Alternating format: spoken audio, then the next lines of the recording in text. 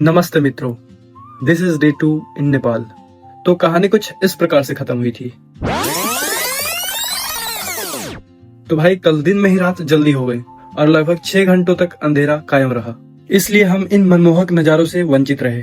पहले अपने दाएं देखो, फिर तुम अपने बाएं देखो और फिर वहां देखो। भाई हमारे यहाँ सीढ़ियों पे चढ़ते हैं, बट यहाँ की टेक्नोलॉजियाँ इतनी तरक्की कर ली है, मुझे आज मालूम पड़ा कि इस पे भी लोग खेती करते हैं। और वहां देखो, वो रहा पुष्पक विमान जिसपे हम सीता दर्शन करने जाएंगे। भाई रावण जी ने एक समुद्र पार किया था, बट हमें 7 पर्वतों को पार करना है। इसलिए हमें लगभग 5000 MP करेंसी का टॉपअप कराना पड़ा फॉर 5 पर्सन्स। तो चलो चलते हैं। एंड गाइस फाइनली हमारी डिब्बी आ चुकी है, तो इस पे पहले विराजमान हो लेते हैं, फिर बात करते हैं। बाय द वे, ये जो खाली डिब्बियां जा रही हैं, इसका बिल कौन भरता होगा?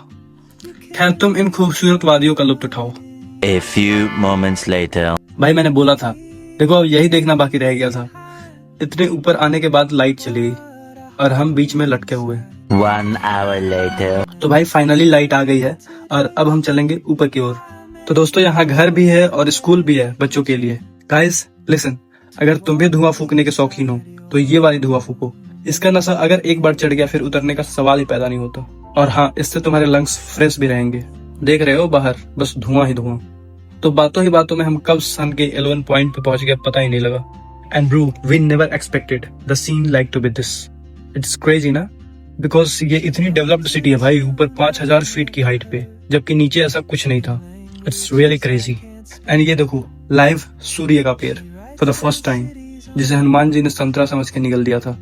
एंड भाई फाइनली ये रहा हमारा डेस्टिनेशन, जिसके लिए हम 7 पर्वतों को लांघ कर आए हैं। एंड यहाँ से माउंट एवरेस्ट कुछ ऐसी दिखती है।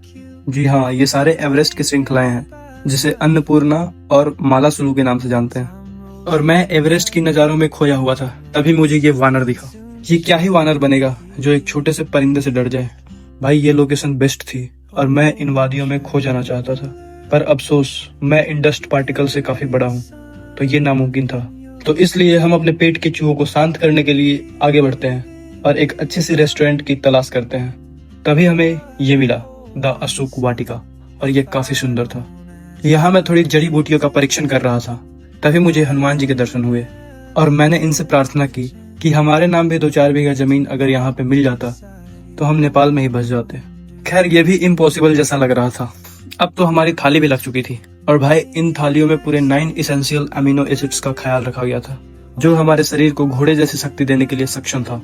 दोस्तों इसे कहते हैं ढिंडो, जो एक नेपाली स्टेपल फूड है, if I am not wrong. And मैं इसे फर्स्ट टाइम ट्राई कर रहा हूँ, इसलिए इसमें थोड़ी आटे जैसी टेस्ट आ रही है। एंड गाइस यहाँ पे अनलिमिटेड फूड था, जितना खाओ, वो भी 300 में। खैर हम अपनी थाली को जल्दी से फिनिश करते हैं और नीचे की ओर प्रस्थान करते हैं। तभी हमें ये खूबसूरत नजारा दिखता है, जहाँ पे हम थोड़ी बहुत फोटो शूट करते हैं और फिर हमें ये बच्ची मिलती है। और इसे भी पता था कि हमें पैसों की कितनी नीड है, बट इसने भी मेरे साथ मस्ती कर ली।